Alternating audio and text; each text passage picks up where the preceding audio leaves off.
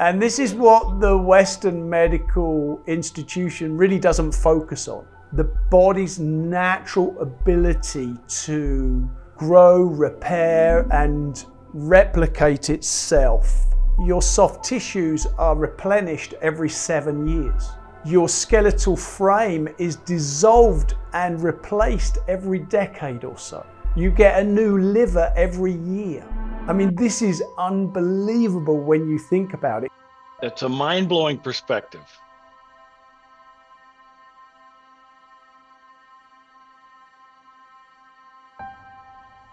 Paul, you've been at this for 30 plus years, and listening to you talk, the depth that you have explored with this, and also your ability to teach it is terrific. Thank you. Let's look at another point in the continuum. Someone that's interested in starting Tai Chi or Qigong. What's your advice to a person at the beginning of their Tai Chi and Qigong journey? I would say begin. Yes, because a lot of people think about it. I've had numerous people come to me and say, oh, I started Tai Chi like 10 years ago. I did it a couple of times and then I didn't have the time to do it. And then I stopped doing it and now I really regret it and I wish I'd just kept going, you know? And so the biggest thing is making a daily practice in your life, carving out some time. And I know that this absolutely scares people because a daily practice is commitment.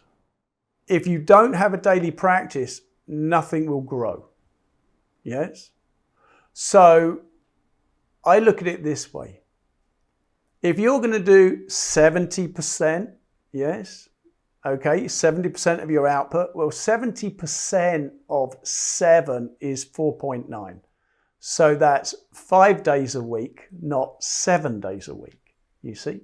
And so instantly 5 days rather than 7 feels more doable. And then even that in the beginning is difficult. So if you can find 2 or 3 times a week to do 10 or 15 minutes practice. So we're talking about 20, 45 minutes a week to find in 2 or 3 places. Yeah, that's doable for someone to begin. But the real benefits come online when you're doing it daily. And eventually you don't have to worry about it because the practice will form a life of its own. You will practice for a little bit and then you stop practicing and you will notice inside of you, you're not as grounded, you're not as rooted, you're not as calm. You don't make the best decisions. You're more anxious. There's a lot of things that go on that your daily practice is releasing and quenching in your body and in your reality. And so you then see the difference between, oh, when I practice regularly, I'm more like this. And when I don't, I'm more like that. And that encourages people to practice more. And then 3-6 months down the line, you start noticing the benefits. You don't necessarily notice them in the first week or 2. You're just getting your hands in the game, right? After a certain period of time, you start to notice the benefits and you look back. Oh, I used to have that neck issue all the time and now it's intermittent or it's very rare, yes? Or, oh, I used to have bad digestion. My digestion seems better. Yes? There's these benefits that just start creeping into your life. Start showing up. They just show up. Because this isn't like, oh, you do this and it fixes that and diddly-dee. I mean, I've seen people overcome really bad illnesses just by doing a very light, regular practice. It's the tipping point, you know? You just do something enough and the balance tips in favor of your health and things start to dissipate. And generally people start to notice this 3-6 months in. A year, 2 years in, they notice a big shift, yes? But it's a water method, right? So it's a drip of water. And if you have a drip of water every day going into a dish, it doesn't look much in the beginning. But 6 months, a year, 2 years, you start getting a lot more volume building up in that dish. And so this is your daily practice. And I would say it is the hardest thing for people to get off the ground. And one of the biggest reasons why a lot of people stop is because they push themselves too hard in the beginning. They try to do too much in the beginning. And the flip side of that, I teach seminars, right? So I don't see people for a period of time. So I may not see them for some months or half a year or even a year. And then they come back and I go, oh, how was your practice? And they go, oh, well, I didn't practice because I didn't want to do it wrong. And I'm like, oh, well, that was a mistake. Because now I can't correct anything because you don't have a practice, right? If you have a practice, then it can be corrected. Nobody does these things correct. There is no correct. There's improvement. But something my teacher told me many, many years ago, he said, the movements of Qigong and Tai Chi are so well developed that when you do them really badly, you get a positive result. And I went, oh, that's an interesting angle. And that speaks to the fact that we have no idea what's possible if we do it really well. Okay, so we've got this idea in the West, oh, if you do Tai Chi, oh, your balance improves. Really? What you mean, moving slowly improves your balance? Fantastic. But there's a bit more underneath that's going on than just improvement of balance. So we don't really know as a culture, the Western culture doesn't really know what these arts can give you. And so we're looking for superficial results. Oh, a bit of stress relief. Oh, my headaches are less. Yes, things of this nature. And they go, oh, that's a tick the box, you know. But at the end of the day, when you do these arts really well, they have huge benefits. They're life-changing. They transform you from the inside out, yes? Which is radically different to losing a few minor ailments. And so the big thing is establish a practice. And if that means you can only do it on the weekends because you have a really busy work week, then do it on the weekends. And then when you can, draw a little bit of practice in midweek, yes? And slowly over time build it up. Because those that go, well, I'm going to do this for the rest of my life, the bulk of those people, they're not there within a few months. Yes, because they go at it so gung-ho that they build internal resistance. Because then every day you get up, you're like, well, I've got to do an hour of Qigong, then I've got to do an hour of Tai Chi, and I've got to do an hour of Bagua, and I've got to do an hour of meditation. And that is a very heavy load to carry on a daily basis. Most people can't get there. So what can you do? Most people can find 5-10 minutes to start, a couple of times a week, and then that can slowly evolve. Because when you go, oh, I'm just going to do 5 or 10 minutes, often you do your practice and you go, oh, that was 20 minutes. Because your mind goes inside and you lose the linear time frame. Yes? And this is a very important aspect. When you lose that linear time frame and you get almost lost within the practice, not lost as in you're not present, you're totally present to what you're doing, but lost in the sense of the outside world has no influence over you in this moment because you are totally inside yourself and you're in your practice. And then you come out of that practice and you're like, oh, that was a good practice. But the intent was just to do a short practice. And you end up doing a longer and deeper practice. Let your body do it. Yes? Don't force it. All right, Paul, I'd like now to turn to your second book, co-authored with Master Bruce Francis. And it is provocatively titled Heaven and Earth Qigong, Heal Your Body and Awaken Your Qi.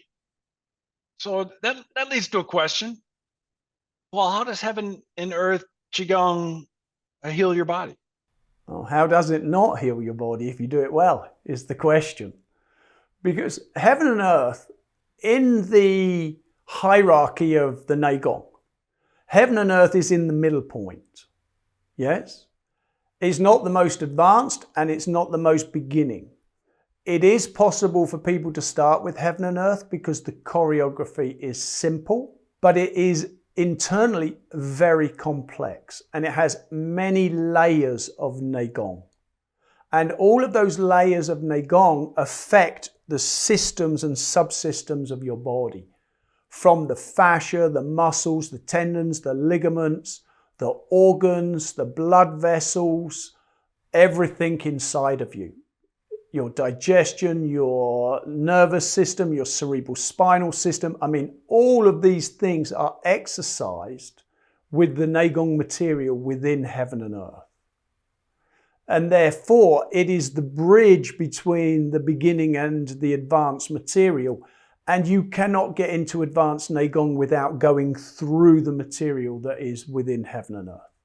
So it's crucial. And it's the first of the Neigongs to really show the depth of Neigong available within internal exercise. When you start going through those layers of Neigong and you start hitting those various layers of your body, your physicality, yes? From your skin through to the joints and through to your organs and through to the fluid flows and through to the chi flows of the body. When you go through those, you are going to find a lot of your body is not functioning well.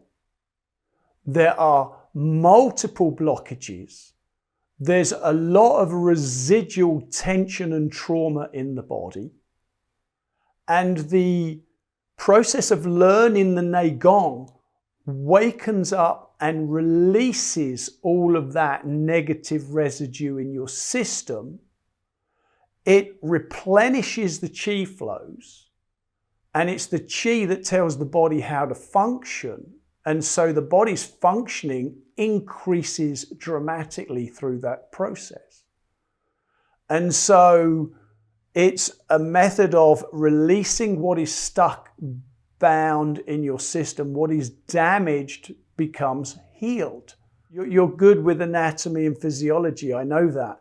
But it's like your soft tissues are replenished every 7 years. Your skeletal frame is dissolved and replaced every decade or so. You get a new liver every year.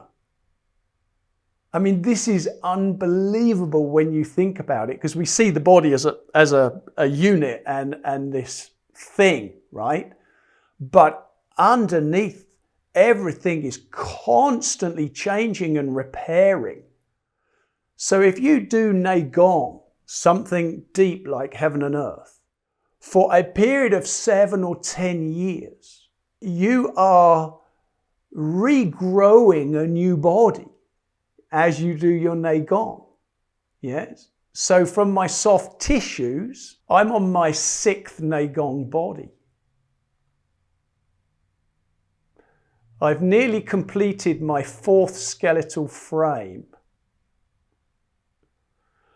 And I've had about 38, well, probably 40 livers by now. It's a mind-blowing perspective. And this is what the Western medical institution really doesn't focus on. The body's natural ability to grow, repair, and replicate itself over time. And if you have really good chi flows in the body and you have a very soft, supple body, a very relaxed and released body, that repair and growth is going to be better. And I know that my body works better now than it did in its early 20s. So I'm very happy with my latest version, but I look forward to the next one. You know, one of the most satisfying aspects of teaching this material for me is to watch students gain mobility as they age, gain function as they age through regular practice of Tai Chi and Qigong. And that, that's contrary to the Western physiology model of age and decline. Nobody gets out of this life alive, but the ability to maintain mobility and function and vibrancy later in life, I sure see it in Tai Chi and Qigong students. Yes, indeed. Absolutely. And from the Western perspective, by the time you're in your mid-20s, you're already teetering on the point of decline. Yes?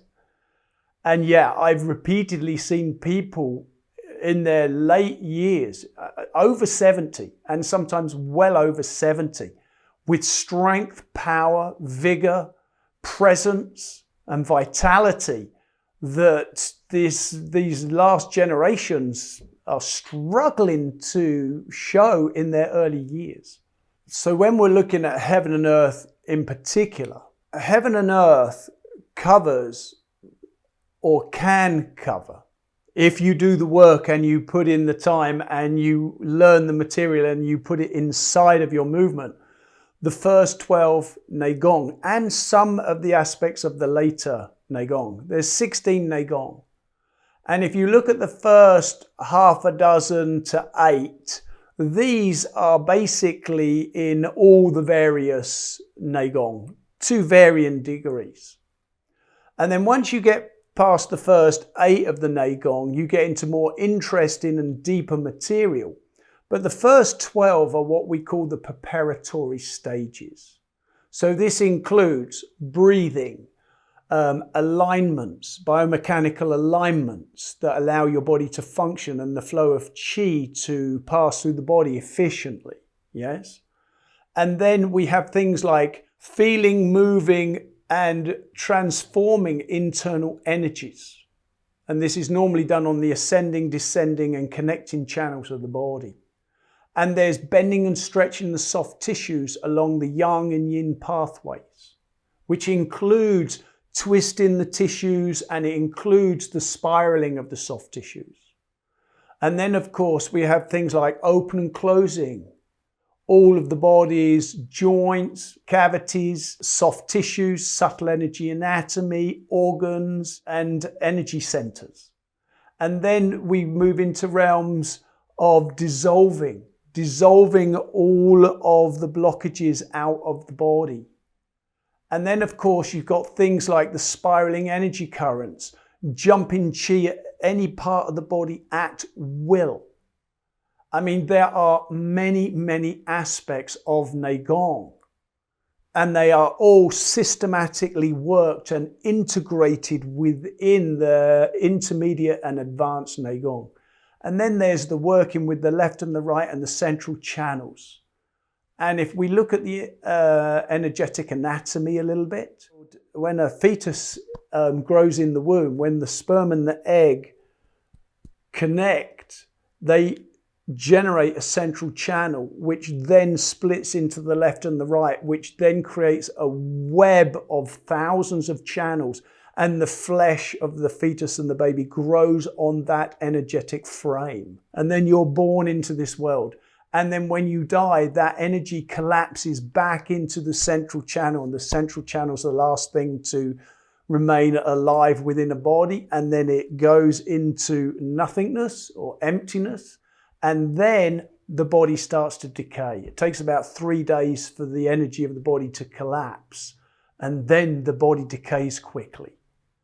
And so the energy of the body is telling the body how to function. And all of these Neigong are there to increase the strength and flow of qi in the body.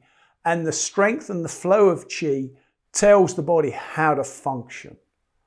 And so when it's weak, you are weak. When your qi is strong, you are strong.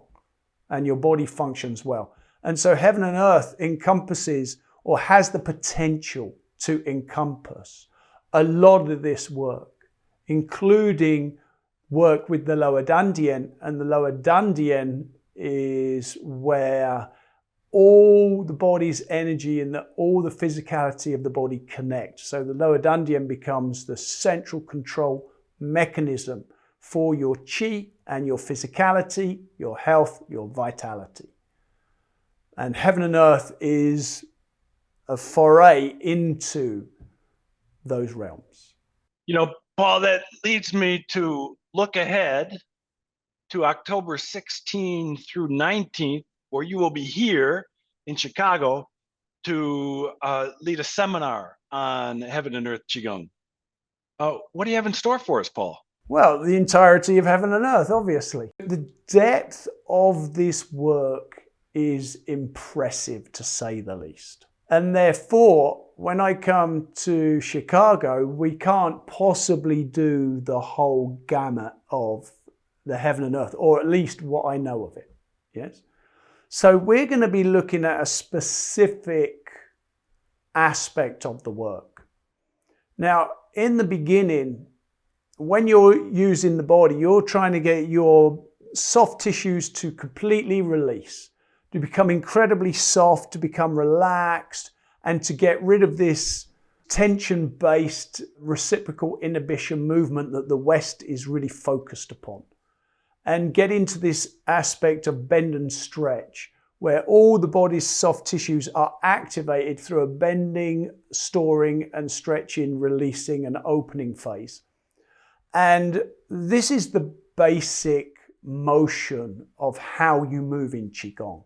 So this is the base level, yes? But then when you look at the soft tissues, there are very different soft tissues in the body. The fascia is very different to the muscles. The muscles are very different to the tendons. The tendons are very different to the ligaments. And they do different things in the body. And so we are going to peel back the layers and look directly into the different layers of the soft tissues and what their function is, how you use them, how you engage them, and then how you get them to unify into one piece. Very exciting. So it sounds like we have the exploration of some depth inside the two movements. But how about for people that are new to Heaven and Earth Qigong? Is this a workshop for beginners as well? Well, this is the nature of the beast. Even if people have been doing Qigong for 10 years, let's say you have a group of people that have Qigong for 10 years under their belt, you look at them and they're all very different and they're all doing different things. Because the time frame doesn't tell you if a person has it in their body or not. If someone has really practiced well for 10 years, then they're going to have a lot more than someone that's just done it superficially, or you would think. But then some people just have a natural talent and they have a natural affinity to it and they get through the material really super fast. So in all these workshops, I always start at the beginning and I calibrate to the people in the room. And if you remember that circular nature of learning, so if someone's been practicing Heaven and Earth for 20 years, I'm still starting them at the first point, because as we go through the basic form, they will find little component pieces that are not being done well, and they can fix those, which will allow them to advance further. And so it's always for beginners, in the sense that beginners can come in the room, they will learn the basic form, and I will take them as far as they personally can go with that internal material. But there is always work with the structure. There is always work with the internal flow, yes?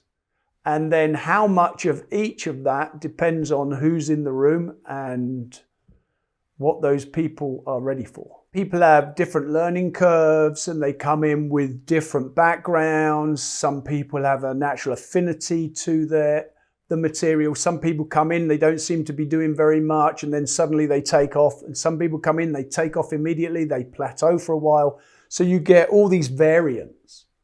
But one of the things about this work is it's not intellectual, it's not metaphorical, it's physical, it's in the flesh. So when I'm teaching something about, oh, the fascia will do this, And I'm always open to people putting their hands on my body so they can verify, yeah, that's happening under the skin. It's not an idea of. It's a physical reality. Now, in the West, we have been educated under the Western model, and the Western model doesn't think that you can do these things. And I know this because I've had many, many medical professionals, doctors, nurses, whatever, and they challenge you, or me. They challenge the ideas, the concepts, and the physical reality. And so the way around that is put your hands on my body. If I say I can lengthen my spine at will, check me, yes? Put your hands on in between the spinal processes, and can you feel them now extending and opening up that internal space? And then that allows them to accept these foreign concepts. It's the hands-on work that really gets them over all of these things. On video, there's a lot of trickery that can be done. But in the flesh, when people put their hands on your body, if you make a statement that you can do something, you can manifest a particular motion at a particular depth in a particular area or layer of the body, when people put their hands on your body, you can't fool them because they can feel, is that happening or is it not happening? And so coming in the door, even as a beginner, it can really jumpstart your training, because now it's not a, oh, well, you know, it's a concept or it's a metaphor. No, it's a physical reality. And if somebody can do it and then they can teach me to do it, I can do it myself. And this is how it has passed through the ages for thousands of years. Yes. In the room, hands-on, no ambiguity. That is or it isn't happening. So I invite people. Come to the class. If I say something, here you go, put your hands on. Can you feel that? And then going through a series of exercises so that they can actually grab that themselves. Because it's one thing if a particular individual can do it, maybe there's some kind of genius or they have a particular ability.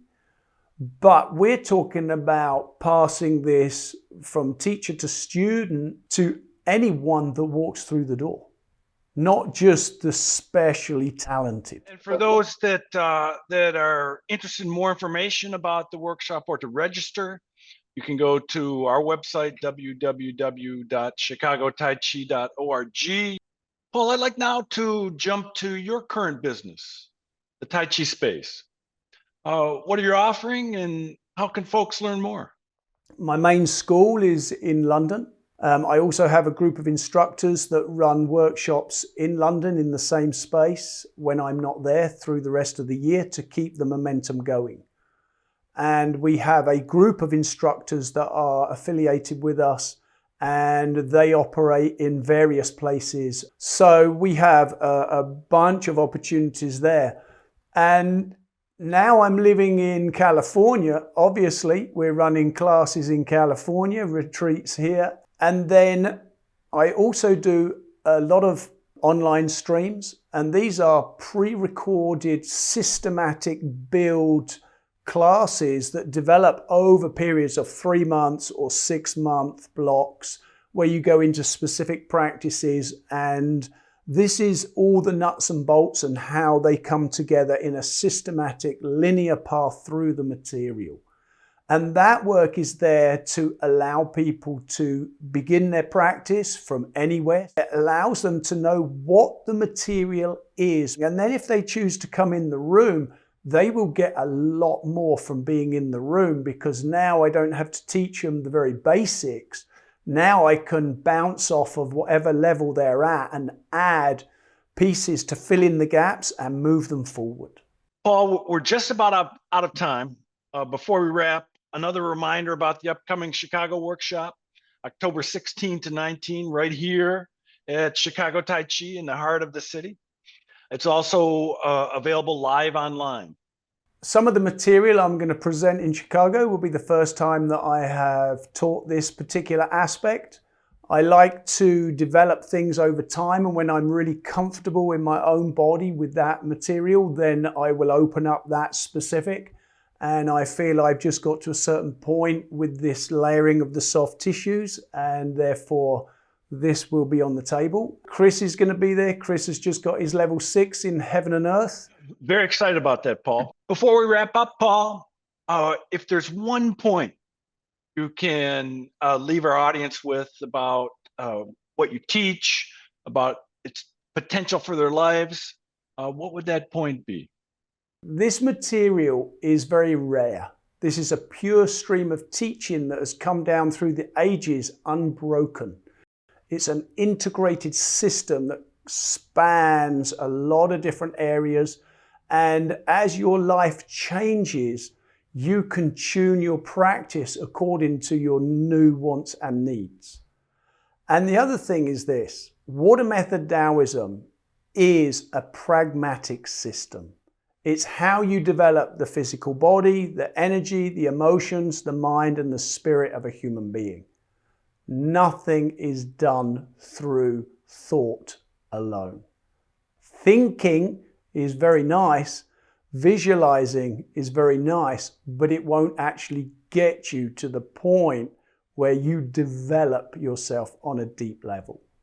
So, if you're interested, this is a very deep, old healing system that can deal with the physical body, emotional traumas, and the nonsense of the mind. If you want to get something from this work, you have to engage with a physical practice.